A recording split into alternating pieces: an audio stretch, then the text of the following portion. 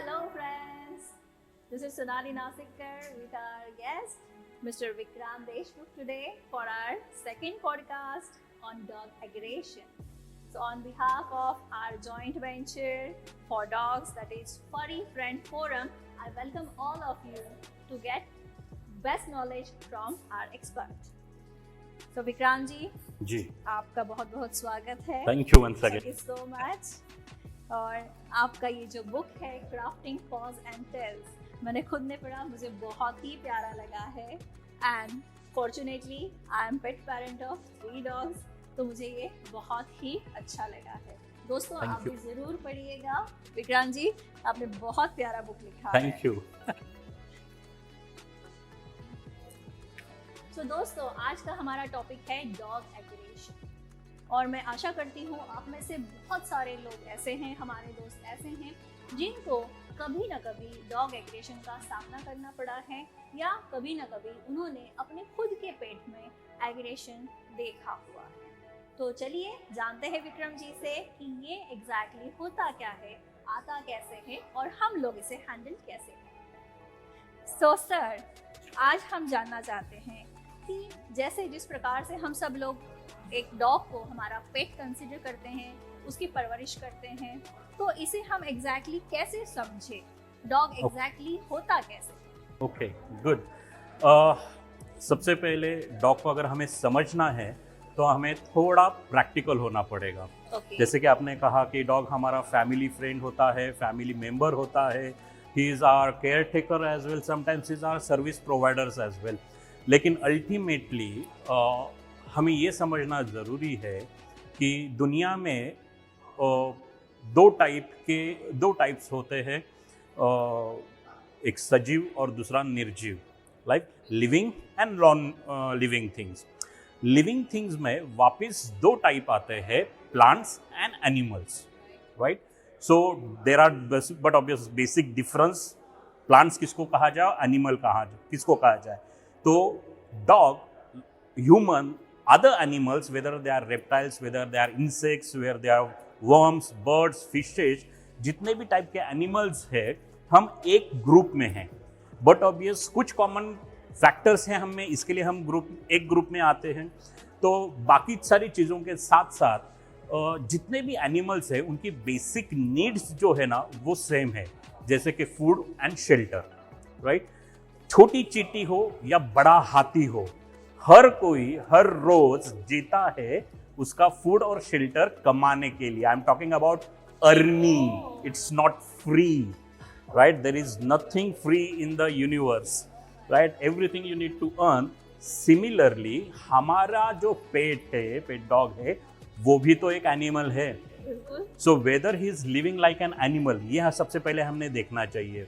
क्या वो उसका बेसिक रिक्वायरमेंट जो है फूड और शेल्टर वो कमा रहा है या नहीं कमा रहा, राइट. हमें बुरा लगता है, अरे ये बेजुबा जानवर है, उसको क्या काम देना, और all the kind of things. लेकिन सबसे बड़ी बात यह है कि आप आपके डॉग को बार्क करते हुए सुनते हो, आप आपके डॉग को वाइनिंग करते हुए सुनते हो, आप उसको हाउलिंग सुनते हो. सो बट ऑब्वियस वो बेजुबा तो है नहीं, बस आपको उसकी जुबा पता नहीं. सो दैट्स वेरी अनफेयर, क्योंकि वो डॉग आपकी जुबान में बात नहीं कर रहा है तो आप उसको बेजुबा बोल के फ्री हो जाते हो. अगर आप इन्फेंट बेबी का भी एग्जांपल लो, इन्फेंट बेबी को आप मस्त कपड़े में बांध के रखते हो तो वो वैसे तो पड़ा नहीं रहता है, हाथ पैर चलाता है. Absolutely, according to his physical and mental ability वो कुछ ना कुछ करता रहता है. And one day he sort out the solution to his problem, how to get off it. And एक दिन अचानक से थंब बाहर आ जाता है, और उसके बाद सेकंड टाइम थंब बाहर आने में उसको ज्यादा समय नहीं लगता है. सो बट ऑब्वियस वो पढ़ा नहीं था, he was trying his best कि क्या करूँ कैसे करूँ, he was thinking. So mental physical stimulation हो रहा था. जब भी हम किसी भी टाइप का काम करते हैं हमें फिजिकल और मेंटल स्टिमुलेशन मिलता है, और जिस दिन हमें सफिशिएंट लेवल पे फिजिकल और मेंटल स्टिमुलेशन नहीं मिलता है तब हम बोर होते हैं. जिस दिन आपको मेंटल स्टिमुलेशन मिला लेकिन फिजिकल स्टिमुलेशन नहीं मिला, तो घर आने के बाद, रात का खाना खाने के बाद आप वॉक के लिए बाहर जाते हो. जिस दिन आपको फिजिकल स्टिमुलेशन मिला है सफिशिएंट लेकिन मेंटल स्टिमुलेशन नहीं मिला, तो घर आने के बाद में भी आप गानों सुनेंगे, बुक रीड करोगे, या हो सकता है कि आप कुछ गेम्स खेलो, राइट, किसी भी टाइप का गेम खेल सकते हो। So you try to stimulate, जो भी दिन की ज़रूरतें है आपकी वो पूरी करते हो। और द बेस्ट एग्जाम्पल जो है इस चीज़ का कि क्या क्या प्रॉब्लम्स आते हैं इस कोविड में जो ह्यूमन की जो सिचुएशन हुई, वो मान लीजिए कि आपका लाइफ इस तरह से चल रहा है, अनसफिशिएंट फिजिकल और मेंटल स्टिमुलेशन है, तो आप अल्टीमेटली बोर हो गए, जैसे हम कोविड में शुरुआत के दिनों में बोर हो गए, बहुत ही ज्यादा, राइट। अब यही लाइफ अगर हमारी कंटिन्यू रही तो वो बोर्डम फ्रस्ट्रेशन में होता है, जैसी सिचुएशन हमारा सेकंड लॉकडाउन में हुआ था, राइट। और अगर यही लाइफ कंटिन्यू रहती थी तो हम फ्रस्ट्रेशन के बाद एग्रेशन में चले जाते थे। कोविड में भी कुछ लोग आइडेंटिफाई कर पाए अपने आप को, सफिशिएंट फिजिकल मेंटल स्टिमुलेशन देने का वे आउट उन्होंने ढूंढा, लेकिन जो नहीं कर पाए वो गुस्सेल हुए, वो एग्रेसिव हुए, और ऑल ऑफ अ सडन पूरी दुनिया में डोमेस्टिक वायलेंस का रेट बढ़ गया। अच्छा, वो किसी कैटेगरी के लिए नहीं था कि पढ़े लिखों में नहीं हुआ या अमीरों में नहीं हुआ, सभी कैटेगरी में डोमेस्टिक वायलेंस बढ़ा, राइट। वही चीज आपके पेट डॉग के साथ, जैसे आप या कोई भी क्रिएचर, कोई भी एनिमल उसका खाना ढूंढता है, कमाता है, ही अर्न्स इट, राइट। वैसे आपके घर के अंदर जो पेट है, क्या वो उसका खाना या उसका घर पाने के लिए काम कर रहा है? नहीं कर रहा है, तो you are disturbing animal within your pet dog, which will make him bored, frustrated and eventually aggressive. फिर ऑल ऑफ अ सडन हमें लगता है कि अरे अब अच्छा भला था, all of a sudden aggressive हो गया।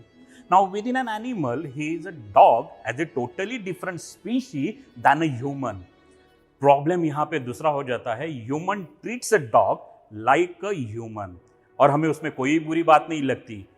क्यों नहीं लगती? Because human is a superior species according to human only, right? उसके क्राइटेरिया सेट ह्यूमन ने किसी को पूछा नहीं, खुद नहीं डिसाइड कर लिया। But we need a dog. Dog doesn't need a human, human need a dog. फिर वो प्यार करने के लिए रहेगा, वो प्रोटेक्शन के लिए रहेगा, वो थेरेपी के लिए रहेगा, या बिजनेस के लिए रहेगा, राइट। लेकिन फिर भी हम मानते हैं कि डॉग को मेरी ज़रूरत है। एंड देन हमारा जो एटीट्यूड है खुद की तरफ का कि ह्यूमन इज ए सुपीरियर, तो हमें ऐसे लगता है फिर ये इन्फीरियर स्पीशीज जो है डॉग, उसको हम सुपीरियर ट्रीटमेंट अगर दे रहे, if we treat him like a human, तो उसमें बुरी बात क्या है, राइट। प्रॉब्लम ये है कि सुपीरियर इंफीरियर की जब आप कंपैरिजन करते हो, कहीं ना कहीं आपके ही मन में खोट है, आप इक्वल नहीं देख रहे हो, राइट। एब्सोल्युटली। आप भले कहो कि ये मेरा पेट है, आप भले कहो कि ये मेरा डॉग है, राइट, लेकिन dog sees you as a family member only, उसका पैक का मेंबर करके ही वो आपको देखता है।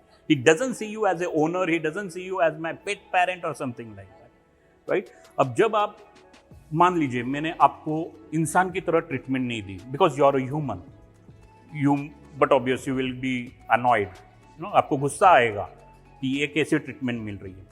चलो, अब इंसान के ऊपर इंसान ने अभी तक तो भी भगवान को ऊपर माना है, तो मैंने थोड़ा सा सुपीरियर ट्रीटमेंट आपको दे दिया, भगवान की तरह मैंने आपको ट्रीट करना शुरू कर दिया। मे भी शुरुआत के दिनों में आपको अच्छा लगेगा कि ये मेरा कितना पूजा पाठ कर रहा है, मेरा नाम जपता है, and all those goody things, लेकिन जैसे आपने भगवान पे रिस्ट्रिक्शंस डाले हैं, वैसे आप में भी रिस्ट्रिक्शंस आएंगे। आप कैसे कपड़े पहनोगे, कैसी भाषा का इस्तेमाल करोगे, कहाँ जाओगे, कहाँ उठोगे, मूवी जाना है नहीं, मूवी नहीं देख सकते आप, डिस्को थेक जाना है, no you can't dance, right. So आपको मेरे दुनिया में जो भी अच्छा बुरा होगा, I will blame you because you are my god. फिर आपको तो तकलीफ होगी।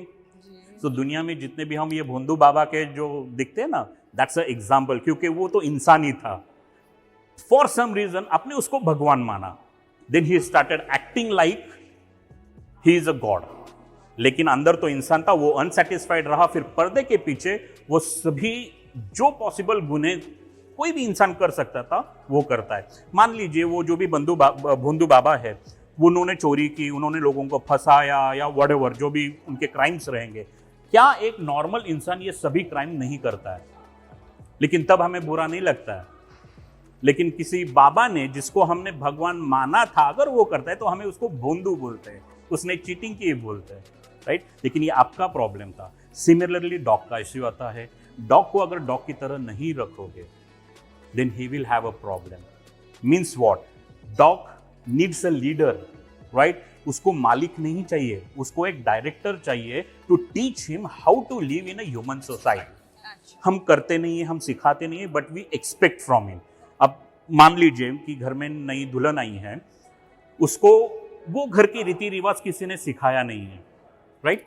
अब अगर वो कुछ गलती करती है अकॉर्डिंग टू दैट फैमिली, उसके लिए जो सही लगा उसने किया, लेकिन वो फैमिली के लिए वो गलत था और उन्होंने डांटना शुरू कर दिया वो नई घर में आई हुई दुल्हन को। Now what she will do? Now she will be always afraid, क्या करूं क्या नहीं करूं, ये करूंगा तो ससुर को अच्छा लगेगा या सास को बुरा लगेगा या फैमिली मेंबर को कैसा लगेगा। वही चीज डॉग के साथ होती है, and that confusion once again create aggression, right? फिर जो नई नवीली दुल्हन में भी सहज के रहती थी, अपने आप को बहुत छुपा के या डाउन रखती थी, ऑल ऑफ अ सडन वो रिबेलियस हो जाती है। फिर हम बोलते तुम चेंज हो गए। यस, चेंज हो गए क्योंकि आपने कुछ गलत किया। तो सेम वही सिचुएशन डॉग के साथ होती है। Now within a species he is a breed as well. एक तो सबसे पहली बात, डॉग इंसान ने बनाया हुआ क्रिएचर है। जैसे कोई भी टेबल, फैन, कुर्सी, गाड़ी इंसान ने सोच के बनाई है कि इसका इस्तेमाल ये चीज के लिए करूंगा, वैसा ही डॉग इंसान ने बनाया हुआ creature. It's not nature gifted, right? तो कोई भी मशीन अगर मैं किसी पर्टिकुलर एनवायरमेंट में पर्टिकुलर पर्पस के लिए बनाऊं और वो मशीन का इस्तेमाल में वो एनवायरमेंट पे या वो पर्पस के लिए नहीं करूं, that machine will get rusted and rusted machine won't function properly. वही चीज डॉग के साथ होती है। आप गोल्डन रिट्रीवर लेके आते हो, लैब्राडोर रिट्रीवर लेके आते हो, retriever is a job for they meant for. They are not just a pet, right? If you are talking about guard dogs or shepherd dogs, they meant for some kind of work. If you talk about Siberian Husky, he is also a working dog. लेकिन वो Siberian Husky Siberia जैसे -25 degree में रहने के लिए जो बना है, ना ही वहाँ पे घर के अंदर सिमट के, लेकिन वो टेम्परेचर में काम करने के लिए बना है। अनफॉर्चुनेटली साइबेरियन हस्की हमारे एनवायरनमेंट में रह रहा है और काम भी नहीं कर रहा है, and that machine gets rusted and फिर वंस अगेन एग्रेशन के लिए चला जाएगा, क्योंकि ये एटमॉस्फेयर 24/7 उसको हैरास करता है और उसको ठंडा एनवायरनमेंट चाहिए। इसके लिए हम घर के अंदर एसी लगा के बैठ जाते हैं, but he has not mean to be at one place. He is suppose to travel, right? So he is suppose to travel by pulling the luggage, लेकिन काम तो कुछ नहीं हो रहा है। So such kind of dog, such kind of breed can get aggressive. Now within a breed, that dog has his own personality. सभी huskies ऐसे रहते हैं? Not necessary. सभी रॉटवीलर्स वैसे होते हैं? Not necessary. हो सकता है कि डॉबरमन है, गार्डिंग ब्रीड है, लेकिन वो डरता है, that's his personality.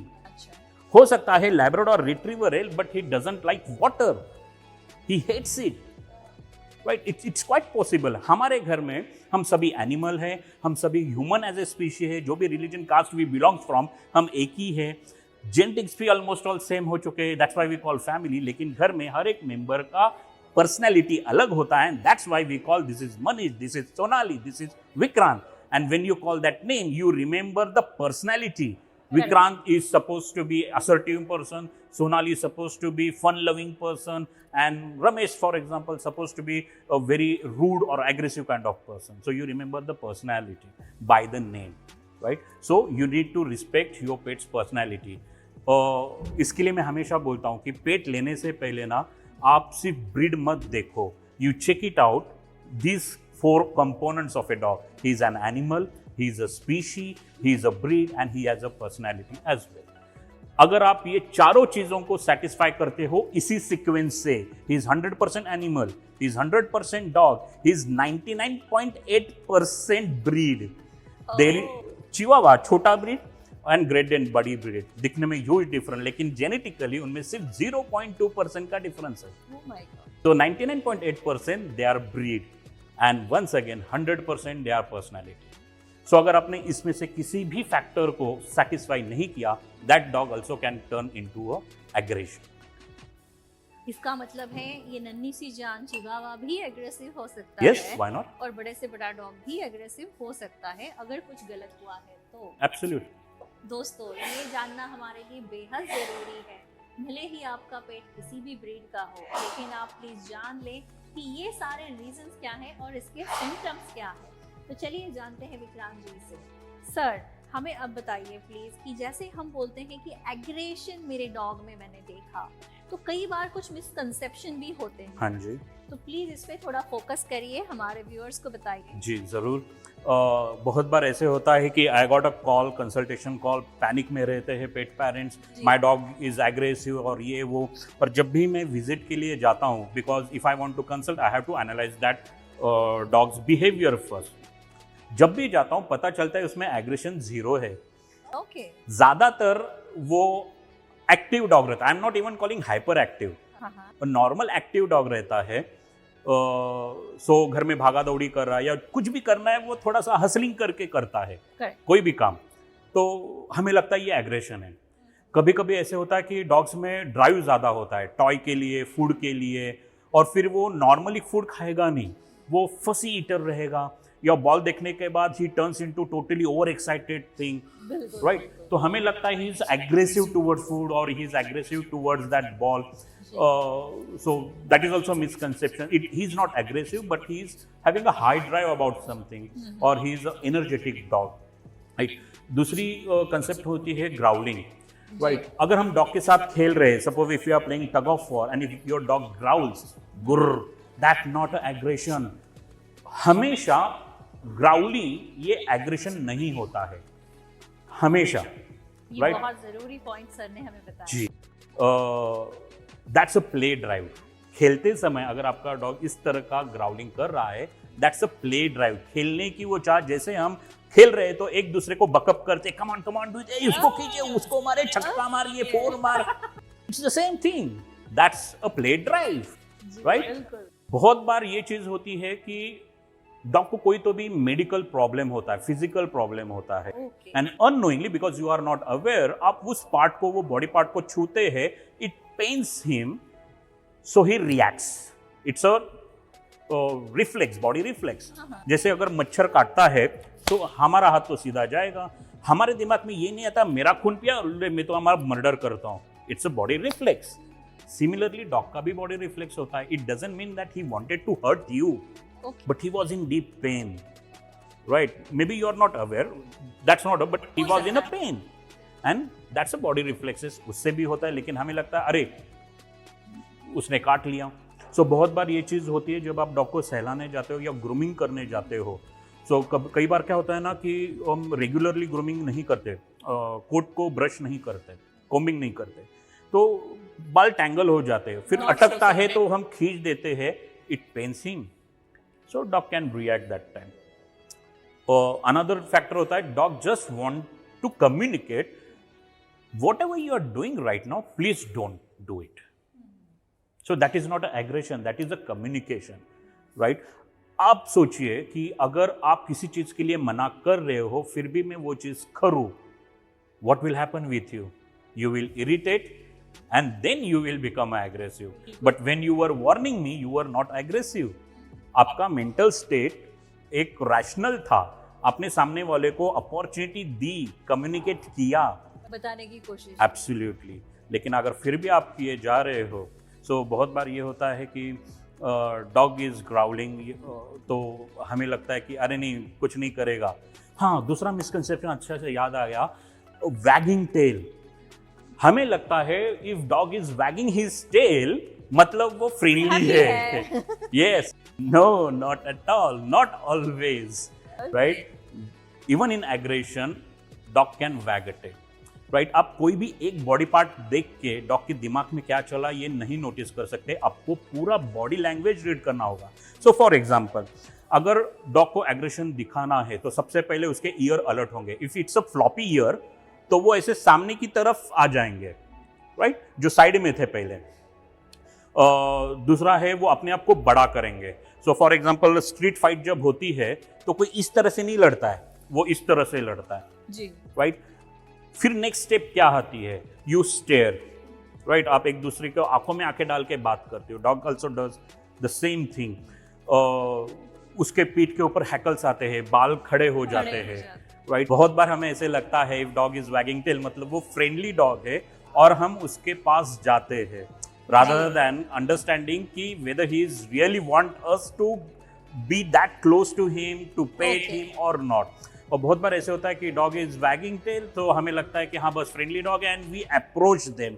Now see that small dog is seeing the giant monster is approaching him, so he's like, wow, what you're doing, right? Stop it, Absolutely. And in self defense that dog's grr or bow, right? So these are some few misconceptions we need to understand.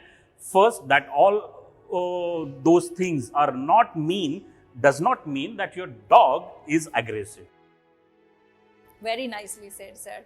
दोस्तों, अब शायद आपको idea आ गया होगा कि आपने dog को कैसे अप्रोच करना है और क्या एग्रेशन को बोलना है. तो सर थोड़ा सा आगे हमें और बताइए कि ये सिम्टम्स हमें कैसे बताएंगे कि एग्रेशन डॉग में आ गया. ओके, इतना मुश्किल है नहीं एक्चुअली, लेकिन बहुत बार लैक ऑफ नॉलेज हम उसको देख के भी अनदेखा कर देते हैं. तो सबसे पहले आपने देखना है कि whether that dog is staring at you और नॉट, राइट. अगर वो डॉग आपके पास स्टेयर कर रहा है so that is the first thing of aggression, क्योंकि dog is focusing on you. So maybe वो आपके बारे में सस्पिशियस है, maybe he thinks you as some kind of threat for him. कोई भी रीजन हो सकता है, आप उसकी तरफ, वो आपकी तरफ देखना, स्टेयर करना शुरू कर लेता है. दूसरी चीज, ही बिकम्स अलर्ट, राइट. सो वो सिर्फ स्टेयर, आराम से लेट के स्टेयर नहीं करेगा, तो he will be like alert kind of things, right. फिर अलर्टनेस कैसे होता है कि अगर फ्लॉपी ईयर है उसके, तो यूजुअली साइडवेज वो फ्लॉपी ईयर होते हैं, so it will become at front, right. So that shows that dog is alert. अगर इरेक्टेड ईयर वाली ब्रीड है तो उसके अगर साइड में है तो they will be like front to grab maximum information from you. So वो उनके नाक, आईज, कान, सभी सेंसेस का इस्तेमाल करेंगे टू अंडरस्टैंड कि वेदर यू आर थ्रेटफुल और नॉट. उसके बाद आता है low growling. If you are at distance so dog will do a low growling, that's a first warning. अगर आपने वो फर्स्ट वार्निंग ओवरलुक कर दी, थोड़े और पास आ गए, तो that growling will, intensity will get higher. फिर भी अगर आप नहीं ये कर रहे हो तो with the growling dog will show his teeth. See I have this much weapon, मेरे पास इतने इतने चाकू है तलवार है. So he will try to scare you कि भाई तू दूर रहे मुझसे, पंगे मत लेना, राइट. फिर भी अगर आपने ओवरलुक कर दिया, तो अगर बैठा हुआ डॉग है, ही विल स्टैंड, ठीक है, उसके पीठ के ऊपर हैकल्स यानी पीठ के ऊपर जो बाल रहते हैं वो खड़े हो जाएंगे. He will make himself bigger, right. जैसे कि स्ट्रीट फाइट पे होता है, राइट. कोई ऐसे नहीं झगड़ा करता, अपने आप को बड़ा करके झगड़ा होता है. तो सिमिलर वे डॉग भी अपने आप को बड़ा करने की कोशिश करता है, राइट. एकदम सीधा खड़ा रह के, बाल खड़े करके, जो भी उसकी साइज है उसे थोड़ा बड़ा करने की वो कोशिश करेगा. You need to observe his tail as well. अब depending on the breed tail position vary होती है. Not necessary it will be straight upward, right. If he is a German shepherd, उसकी टेल वैसे नहीं हो सकती. अच्छा. उसकी टेल फिर फ्लैट होगी या पैरेलल होगी ज्यादा से ज्यादा, उसके ऊपर वो उसकी टेल नहीं जा सकती, राइट. अगर ऑलरेडी कर्वी टेल का डॉग है और अपवर्ड कर अगर है, तो आपको तो समझना थोड़ा सा मुश्किल होगा, क्योंकि आपको को लगेगा हाँ तो टेल तो वैसे ही है, but you need to see the intensity of raising that tail. वो स्टिफ है क्या, है कर्वी और ऊपर ही है, वो तो शुरू से ही, बट रिलैक्स बॉडी लैंग्वेज और tense body language, that you need to read. इतना भी करके अगर आप डॉग को नहीं समझ पा रहे हो, so dog will start now barking heavily, right. It's not just भाव भाव भाव, it will have a heavy voice in his barking. Now depending on a breed, once again उसका टोन बदलेगा, लेकिन जो नॉर्मल टोन है उससे अलग टोन आएगा. और फिर भी अगर आप सुन नहीं रहे हो, so the last thing what dog can do to warn you, to bang his first front paws. So he will bang on the floor, wow wow wow wow, right. और फिर भी अगर आपने उसकी बात नहीं मानी तो भगवान ही आपको बचाएगा. Oh my God. अब जानते हैं आगे डॉग एग्रेशन के टाइप्स क्या क्या होते हैं. तो सर हमें इस बारे में कुछ बताइए कि कैसे हम इसको डिफरेंशिएट करें. ओके, ज़्यादातर ये मानना जाता है कि डॉग सिर्फ एग्रेसिव होता है, लेकिन कई सारे तरीके के प्रकार है डॉग एग्रेशन के, जैसे कि फियर या नर्वस एग्रेशन। डॉग किसी चीज़ के बारे में डरा हुआ है या अनश्योर है, नॉट नेसेसरी डरा हुआ बट अनश्योर है, इज नर्वस अबाउट समथिंग, तो इन सेल्फ डिफेंस में he can show aggressive behaviour. ज़्यादातर रेस्क्यू करने वाले जो लोग होते हैं वॉलंटियर्स, उनको इस टाइप के एग्रेशन को फेस करना पड़ता है। स्ट्रे डॉग रहता है, अबेंडन डॉग रहता है, so they got some traumatic experiences, so they are unsure about any human, for what purpose they are catching me, right. So that time such dog shows aggression. दूसरा होता है territorial aggression. So we know dogs are territorial, वो अपना इलाका जो है उसका protection के लिए वो आपको एग्रेसिव बिहेवियर दिखा सकता है। At the same time predatory aggression भी रहता है, they are canine species, they are predators, right. तो ये जेनेटिकल होता है, कोई भी दौड़ती हुई चीज़, भागती हुई चीज़ या स्मॉल एनिमल्स जो होते हैं उनकी तरफ ये एग्रेशन दिखाते। तो आप काफ़ी बार देखोगे बर्ड से या स्क्विरल से या कोई भी छोटा एनिमल है तो dog will show aggression towards that thing. फिर होता है प्रोटेक्शन एग्रेशन। सो ज़्यादातर टेरिटोरियल और प्रोटेक्शन एग्रेशन को हम एक ही मानते हैं, लेकिन उसमें फ़र्क है। टेरिटरी की सुरक्षा करने के लिए डॉग टेरिटरी के बाहर नहीं जाता है, राइट। ही जस्ट वांट कि आप मेरे इलाके से दूर जाओ, और आप दूर जाने के बाद he is normal. Protection aggression ये किसी इंसान या किसी चीज़ के लिए भी हो सकता है, which is called possession aggression as well, right. लेकिन उसमें वापस फ़र्क है कि वेदर माय फैमिली मेम्बर और जो भी चीज़ है वो थ्रेटफुल सिचुएशन में है, and to defend that my pack member, अगर डॉग एग्रेशन दिखाता है, जैसे कि प्रोटेक्शन डॉग से ये एक्सपेक्ट किया जाता है, तो that is called protection aggression. फिर आता है possession aggression. Possession aggression is not about protection but showing that I am your owner, you can't take this things out of me, right. So it can be even a human. बहुत बार ऐसे होता है कि घर के किसी एक मेंबर को वो डॉग पजेस करता है और उसके पास कोई भी दूसरा फैमिली मेंबर आके बैठ भी जाए, still that dog can show the aggression to the extent of bite, right. बहुत बार वो इंसान जिसको डॉग पजेस कर रहा है उसको लगता है कि डॉग मुझसे बहुत प्यार कर रहा है, बट सॉरी, इसको प्यार नहीं कहा जाता, राइट। इट्स लाइक एक साइको लवर होता है ना, जो समझता है कि ये मेरी चीज़ है, राइट, एंड उसको वो नाम प्यार का देता है, वही चीज़ होती है। डॉग आपसे प्यार नहीं कर रहा है, वो एक आपको उसकी मालकी हक दिखाने की, ओनरशिप दिखाने की कोशिश कर रहा है यहाँ पे। सो इस टाइप के काफ़ी सारे एग्रेशंस है, जैसे कि पेन एग्रेशन मैंने लास्ट टाइम कहा था। If dog is in a painful situation, right, that time also dog can show the aggression. Okay. तो दोस्तों, सुना आपने, ये सारे सिम्टम्स बहुत ही बेहतरीन तरीके से हमें विक्रांत जी ने बताए हैं। सर, ये बहुत बढ़िया इन्फॉर्मेशन आपने हमारे सारे व्यूअर्स को दिया है। Thank you so much for that. और आशा करते हैं कि हमारे सारे व्यूअर्स को, हमारे सारे दोस्तों को इससे बहुत सारे बेनिफिट्स होंगे, वो जान पाएंगे अपने पेट्स के बारे में और स्पेशली एग्रेशन होता क्या है उसके बारे में। सो आशा करते हैं दोस्तों आपको हमारा ये दूसरा पॉडकास्ट पसंद आया हो। तो मिलेंगे आपसे हमारे तीसरे पॉडकास्ट में। Till then, stay tuned. Thank you so much.